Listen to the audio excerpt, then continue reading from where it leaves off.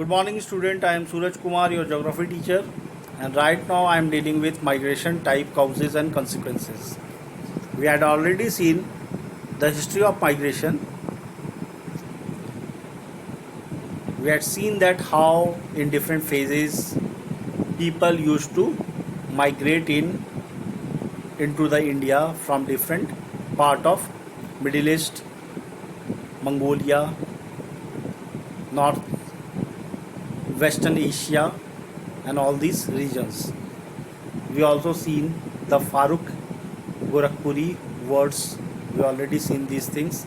We also looked into out migration from India, and we also considered about the Indian diaspora. In Indian diaspora, how this Indian diaspora had been formed over the different phases of time, from the time of bonded laborers during the colonial period towards the semi-skilled persons or people just after independence, and after the development of service sector there was a third wave we already seen in towards the out migration from India, and all these will form an Indian diaspora. Then we looked into the migration with respect to Indian census, and how with the change of census the impact of migration and the rules and regulation and improvement and mitigation of migration changes. We already seen all these things. Then we looked into the streams of migration with respect to intra-state migration and interstate migration. Intra-state means within a same state, or interstate from one state to other. We looked into with respect to male and female in migration and out migration within the interstate and intrastate.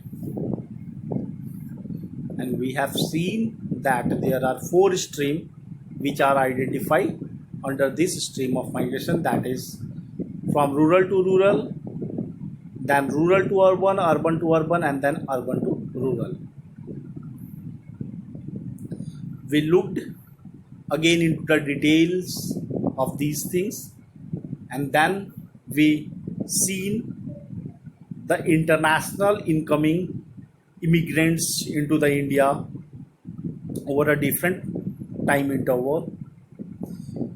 And out of total immigration into the India, more than 95%, approximately 95.5% of immigrants are from neighboring Asian countries, and bulk of it is from Bangladesh.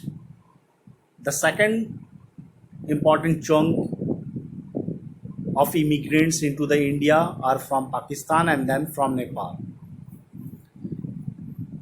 We looked into all these things into the detail in the previous classes. Then we are also seen about the spatial variation in migration, that is within the India itself.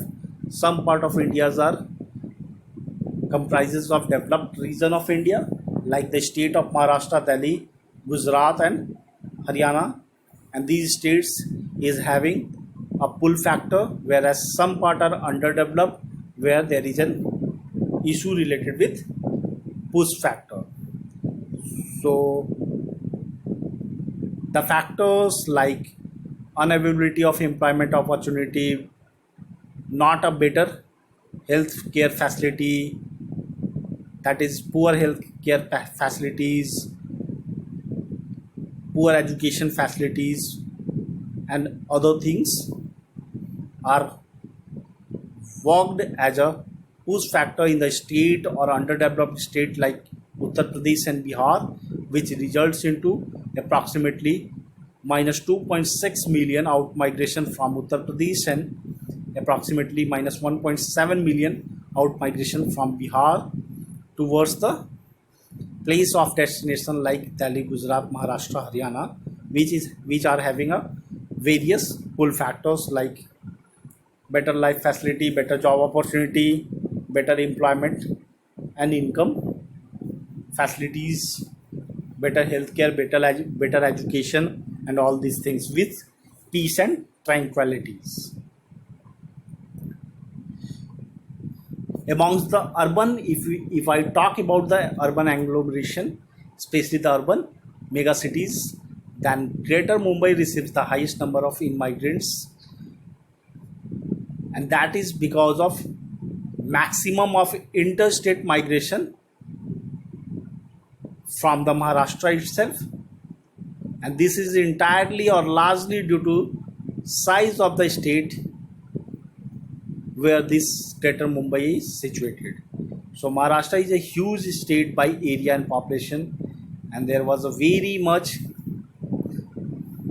diversity with some places like Greater Mumbai is having a huge pull factor, whereas rest part is having a push factor. So that's why there was a huge intra-state migration into the Haryana, into the Maharashtra, and that is the reason this Greater Mumbai received the highest number of immigrants, followed by Delhi, Chandigarh, etc. And the slogans like "Chalo Delhi," which was very famous once a time, and like other news statements are there. Then the last topic which we deals with causes of migration, which constitute mainly the push and pull factor. Push factor are the factors which makes or which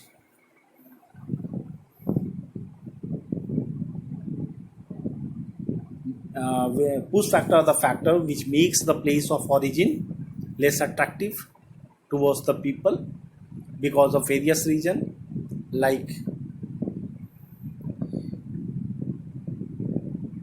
not a proper education facility, not a proper medical facility, not an adequate employment opportunity, poverty, crimes and other societal issues, and all these things makes the place of origin less attractive, and that's why these are called push factor. Whereas the second kind of factors are pull factors, which makes the place of destination more attractive, like better job opportunity, better health facility, better living condition, etc., etc. So as we already seen this push and pull factor in the previous classes also, there are many push and pull factors apart from the push factor, like lack of basic infrastructure facility, lack of healthcare, education, high population pressure because of high population density, poverty. The other push factor includes natural disaster, flood, drought, cyclone, storm, earthquake, etc., tsunami, wars, which all results into huge out migration from the place of origin. The major pull factor are the just converse of it, like better opportunity, availability of regular work, relatively higher wages, better opportunity for education, better health facilities, and sources of entertainment, etc., quality of life. All these things act as a pull factor, and which makes the place of destination more and more attractive. We also see about the reason for migration of males and females, and we looked into this perspective with respect to this figure 2.2. Here we had seen the reason for male migration and reasons for female migration. So basically male migration is mainly because of work and employment, which constitutes 38% of the total share of male migration.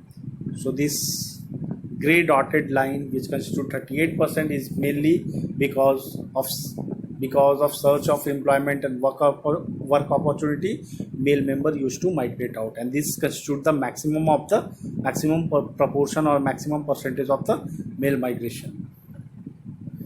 substituted by 25% of the moved with household and 16% of the others kind of regions for migration of males from the place of origin.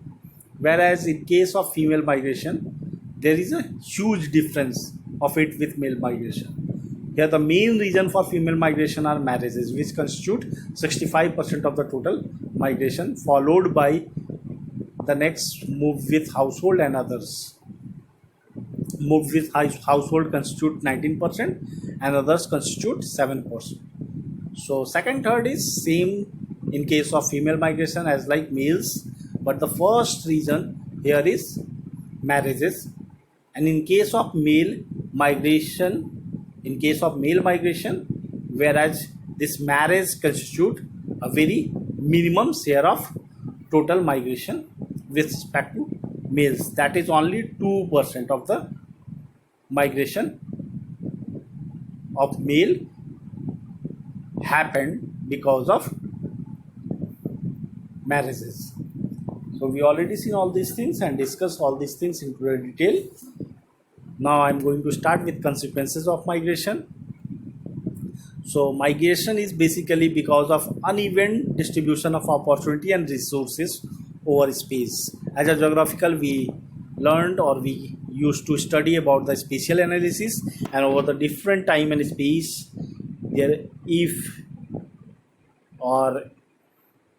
if there is an uneven distribution of opportunity together with the resources, then people used to migrate out or migrate towards the better places where there is a better opportunity or better resources, and they used to migrate out from the places where the opportunity is fewer in number or the resources minimum. So this is the main reason. Because of uneven distribution of opportunity and resources, people used to migrate out from one place to other in the search of better opportunity and better resources. So people tend to move from a place of low opportunity and low safety to the place with higher opportunity and better safety. So where there is a issue of safety and peace, then people used to migrate out from that place towards the better safety and better peace places. So that's why this migration creates both benefit and problems for an area people migrate from and migrate to. So from the place people migrate from and towards the place where they migrated to have a different type of consequences, and consequences can be observed into these two places in terms of economic consequences, social consequences, cultural consequences, potential political consequences, and then the demographic consequences. So over these 5 terms, economic, social, cultural, political and demographic terms, the consequences of migration can be understood and can be looked after. First, I am going to start with the economic consequences. So you have heard about the remittances. It is basically when there is a huge out migration from a particular country, and the people who migrated out used to send back some sort of money by earning into the international market. That is a kind of money which is personal to the family and which can be used into the different practices, and this returning money from the migrants or international migrants is termed as remittances. So remittances forms the international migrant. Remittances from the international migrant are one of the major sources of foreign exchange. So in case of India, there is huge out migration, especially into the international market, and remittances sent by these international migrants is form a major source of foreign exchange. So they used to send back in dollars, and that's why this is one of the important major component of foreign exchange. In 2002, India received around 11 billion USD, United States dollar, as remittances from the international migrants. So this is very huge, 11 billion. This is not a small amount. So such a huge remittances, and that was the figure of just 2002. Punjab, Kerala, and Tamil Nadu receives a very significant amount of remittances from their international migrants. So basically, these states have huge international migrants, like the state of Punjab. Punjabi used to move into the Canada. There is more than 50% of, or more than even the 60% of Punjab and their family members are shifted and settled into the Canada. Keralites used to move towards the Middle East, especially the UAE, Baghdad, Saudi Arabia, Shahjahan, all these countries, Kuwait. So these are the places where the Keralites used to move, and Tamil Nadu people are also move towards the Southeast Asian country. So these people receive the highest amount of remittances from their international migrants. The amount of remittances sent by the international migrants is very meager as compared to international migrants, but it plays a very important role in the growth of economy of the source area. So it's saying that the huge remittances sent by these international migrant, if we compare this with the total GDP of India, so this is not as much as like it will impact over the GDP of India, but even it is not that much meager as compared to international migrants, but even after this, it plays a very important role in the growth of a economy of a source area. So this is not with respect to India only, any country of the world. So these remittances from the foreign migrants can be used in different forms, like they can be used as a food, repayment of debts. So what are the repayment of debts? Any type of debt. Debt means udhar. So any form of debts, and maybe these kind of debts can be took place from different banks or government itself. So in that case, so repayment of debts is technically the term with respect to that condition or criteria. Okay. Then these remittances also used in treatment, marriages, children education. If any family have any sort of medical issue, then in that case treatment. Then marriages of the newborn, the marriages of the new younger born. Then children education, agricultural inputs, construction of houses, etc., as per the need of different families.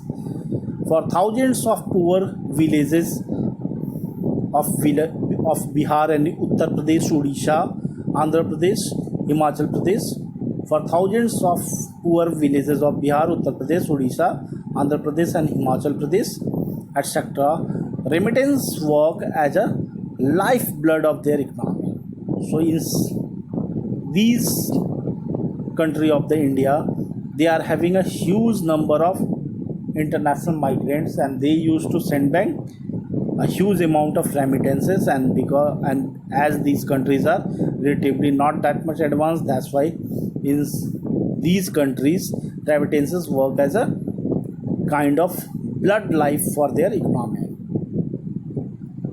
Migration from the rural area of eastern Uttar Pradesh, Bihar, Madhya Pradesh, and Odisha to the rural area of Punjab, Haryana, Western Uttar Pradesh accounted for the success of the Green Revolution strategy for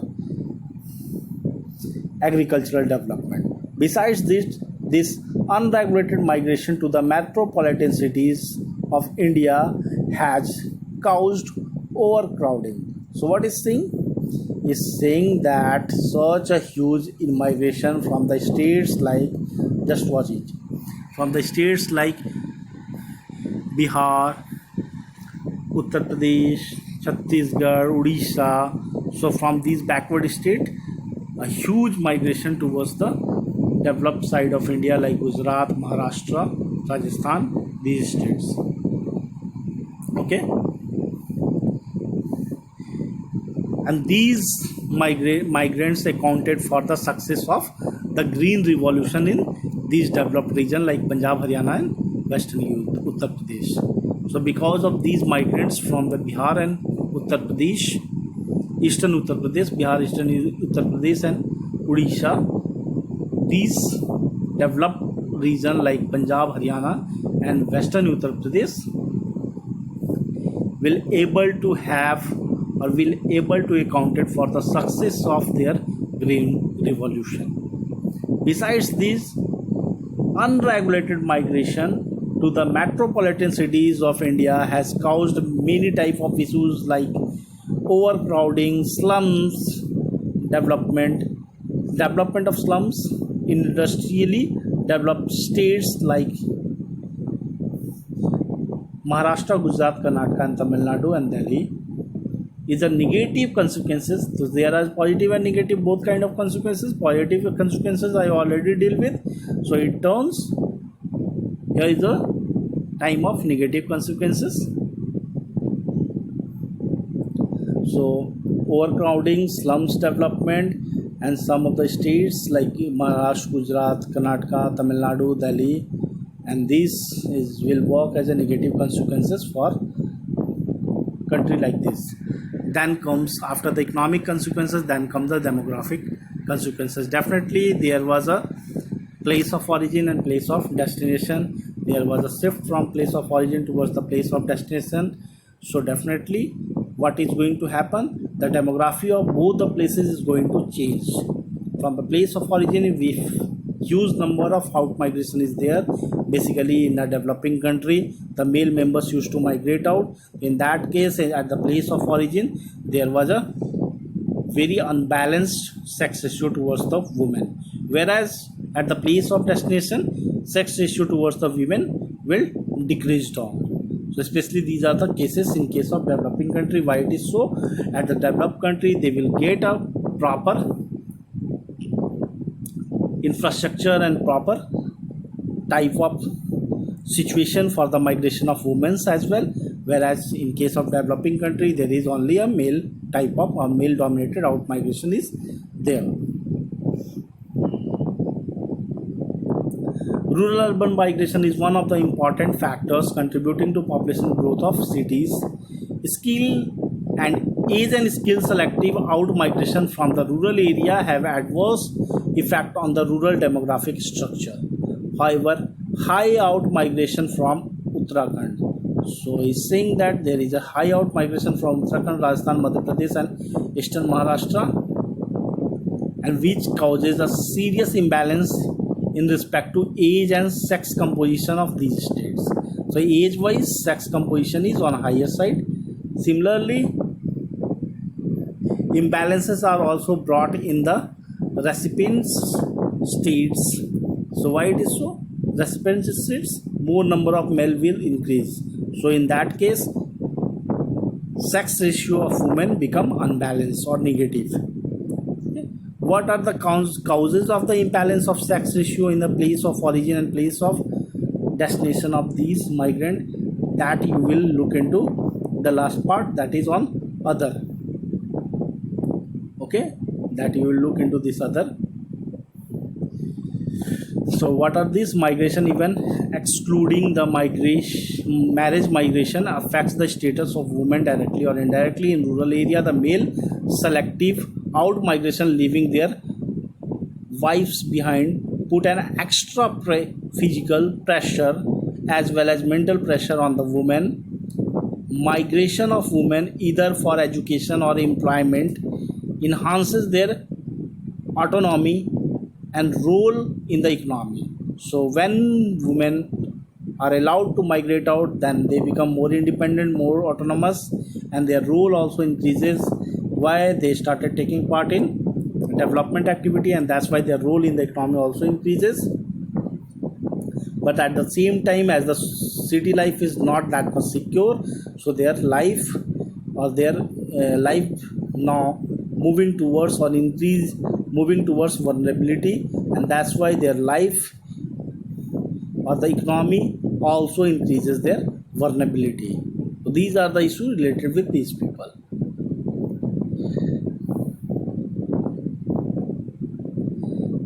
Then comes the social consequences. So migrant as a act as an agent of social change. How it is so? From one place, people used to migrate towards the other place, and this way, what is happening? In this way, the intermixing of culture took place. So we used to adapt and we used to gain different type of cultures. We learned it over the time by the experience. But that social consequences here, in case of intermixing of culture, acts as a positive things. People started knowing many type of or different type of cultures, and they also started giving respect to different type of cultures.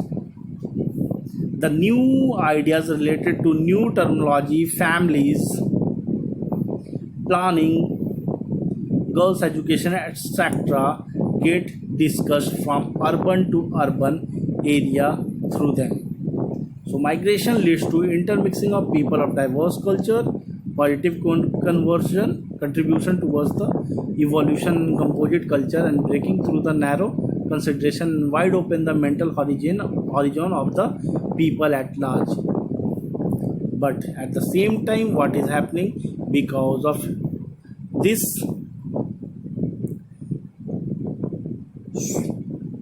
migration, one place is having such and so benefit, as I already said, but on the reverse, the place from where people used to migrate out, that place is now facing a different type of problems. Like they are facing a problem of negative consequences such as anonymity, like soulness or autonomy city, which creates a kind of social vacuum amongst the life of youngster. You can see it especially in case of those young people who used to move to city area in search of more education and better employment facilities. A sense of dejection amongst individual contributed or continued feelings of dejection from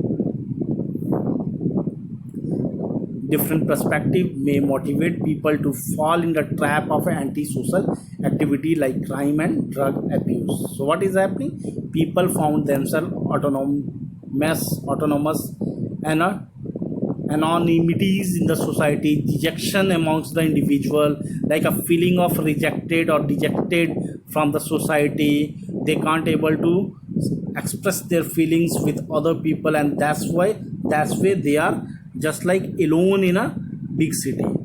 So a feeling of dejection took place basically, and all these things provided or create a negative impact of migration. So besides positive impact, there are negative consequences too. Now the next topic is environmental consequences.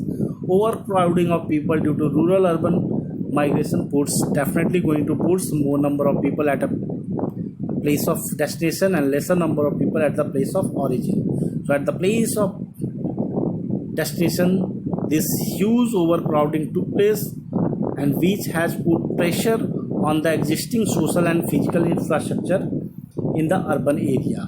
This ultimately leads to unplanned growth of urban settlement in the form of slums, shanty colonies. So this way overcrowding took place, and which resulted into formation of slums and shanty colonies, and that too not by choice. It is a kind of consequences by options. So people can't do it. So these problems going to definitely have took place.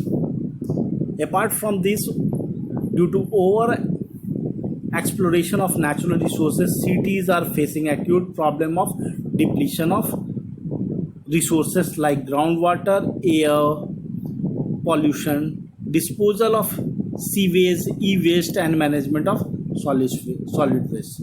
So these all are the environmental consequences of the overcrowding and slum. So now comes the other details. I already discussed the half of it. Migration, if even if we exclude the marriage migration, the reason because of marriage migration. So migration affects the status of women directly or indirectly. In a rural area, male selective out migration, leaving their wives behind, put extra physical activity. So what is happening in the rural area? Because people used to start migrate towards the city area, the rural area or the village area is left only with the women, and that will create an extra burden and extra pressure over their shoulders for competing with the rest part of the world. So this will place a extra physical as well as mental pressure on the women. Migration of women either for education or employment enhances their autonomy and role in economy, but also increases their vulnerability. So what is saying? Migration of women either for education, if women is migrating or out migrating for education or employment opportunity, as well as that will, these things, the migration of women because of education and employment opportunity will enhance, especially in women, their autonomy and the role of economy, the role of women in a development of the economy. So these are the two positive or impactive positive responses of migration. So migration of women either for education or employment enhances their autonomy and role in the economy, but also at the same time, these two are the positive things. This migration of women will increase their autonomy and their active participation and in the economy or the role in the economy, but also at the same time it will also increases their vulnerability. So till that time, these migration of women is not that much vulnerable, but after this will force them to become, or this will create a chances of their vulnerability. So if remittance are the major benefit of migration from the point of view of their source region, so if we consider that remittances coming from foreign international who migrated out from the India,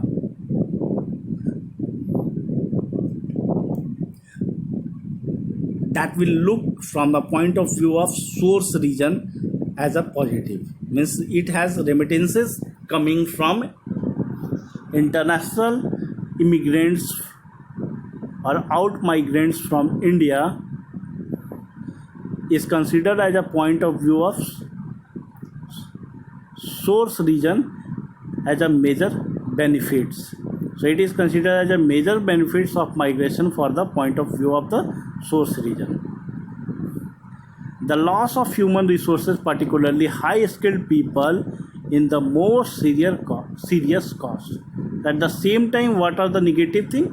Positive things is that people from India moves out and they are sending back lot of money in form of remittances. So this is the positive things.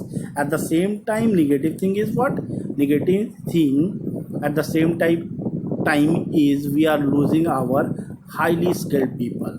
So these out migrating or foreign international Indians are basically a very high skilled people, and that's why they used to shift towards the other country or other part of the world, and they are earning huge in those country and they are sending back money in terms of remittances. The market for advanced skill has become truly a global market, and the most dynamic industrial economy are admitting and recruiting significant proportion of highly trained professional from poor region. So what is saying? It is saying that market for advanced skill has become truly a global market. So any kind of new skill or market related to advanced and new skill become a part and parcel of daily life, and it is basically a very truly, it is very, it will become an advanced skill and has become truly a global market, and most dynamic industrial economies are admitting and recruiting significant proportion of highly trained professional from poor region. And because of this, so most of the most economic and developed industrial economies are recruiting people from the poor region or underdeveloped region, because they will ask or they will ready to work even in a small salary and small packages or small wages. So these are the things which act as a negative to this point. Consequently, the existing underdevelopment in a source region gets reinforced, and this why at the source region, with time what happens, there is underdevelopment of source region took place, which does not have any linkages or backward link with previous part of this chapter. So all things as I see already finished. So few other question and answers I will going to discuss the objective one. Which one of the following is the main reason of male migration in India? So male migration main reason is work and employment. Which one of the following states receives maximum number of immigrants? So immigrants means people moving into that states. Maharashtra is having 2.3% of plus 2.3% of immigrants. Which one of the following stream is dominated by male migrant in India? So male migrant mainly rural to urban. So rural to urban is mainly the male migrant. Which one of the following urban agglomeration has the highest share of in-migration in India? So Mumbai UAE is the highest urban agglomeration which is having a highest share of migrant population. Then comes the short answer question. Answer this question in 30 words.